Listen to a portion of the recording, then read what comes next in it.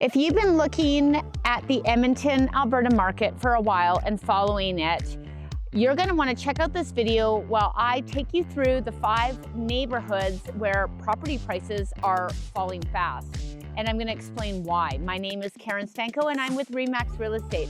And I've been selling in the Edmonton and surrounding area full-time for 18 years as a realtor. There are some trends that have been happening, and I'll explain that later in a video where I talk about my 2026 market predictions. However, there have been 5 neighborhoods that specifically the values are falling fast, and you might want to invest in it, or you may not after checking out this video. So let's talk it through. Number 1 property area and neighborhood that I've seen falling extremely fast and hard over the last, I'd say since COVID, has been the Macaulay, Boyle Street area. Now, why is that, you might ask? If you're not from Edmonton, you might not know where Macaulay and Boyle Street is, but that's pretty much inner city Edmonton. There is quite a few houses in that area. We have some different things that are going on, and mainly we have a bit of an epidemic with homeless downtown. So as a result, the property prices just are really falling. It's difficult to sell a home if you do own in that area. Is it a place that you might want to consider investing later on? I do have a lot of out-of-town investors that come in and are really curious about that area because the prices are low. There is some apartment buildings to invest into. There are 4-plexes, 6-plexes, 8-plexes that are downtown there. Well, you may want to roll up your sleeves if you are interested in owning something like that. Is this epidemic or this problem going to continue?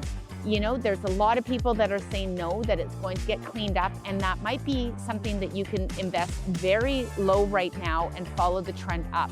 But you have to be a savvy investor, and you have to understand that there is risk as well as rewards in that type of venture and what type of properties you are getting into in that area. That brings me to number 2, Alberta Avenue. Alberta Avenue has exhibited some different changes where over the years it has went up in value, and over the years it has also went down. Now what has gone on is the land and the lots are a lot lower in price, so there is a lot of infill going on. 6-plexes, 8-plexes, different properties are going up there, and as a result, the increase in value will come with those type of properties going in. There's high rentals, however, so you know there is time, and it is a good place to invest in if you are interested in those type of projects. It's a lot safer than Boyle Street and Macaulay. You are still close to downtown, and there is a really nice community of younger people, art community that keeps increasing the value by putting some effort into their homes and increasing the value by renovating them and doing some really beautiful properties. They are a little bit more on the historic, so there is some value in that one. Now, number 3, which might surprise you, I'm seeing a little bit of a value drop, is in the West End, Britannia, Youngsville, Sherwood, different things like that. Now, where I'm seeing a little bit of a drop is just because the market has shifted a little bit. We had a really high in August and September, and then it just cranked down, and people are picking off the low inventory like low-lying fruit right now.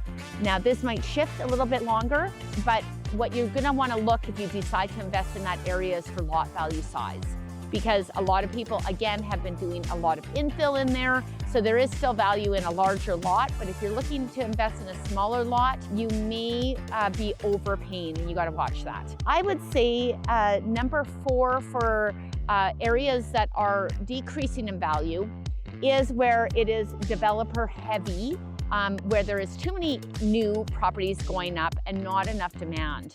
And of course, that is usually outside the Henday and outlying areas. People still want that new properties, but sometimes it's challenging. And getting to my number 5, this may surprise you, Leduc. Leduc, I had a place pending for $430 in August, and I just sold it for $392,000. That low of a drop. So, you know, I don't know what happened. My idea is that prices were a lot elevated over the summer. Again, there is very low inventory in there. However, it is a buyer's market hard in that area if you are looking for specific product. Again, a lot of new builds cause too much inventory, and we're in January right now.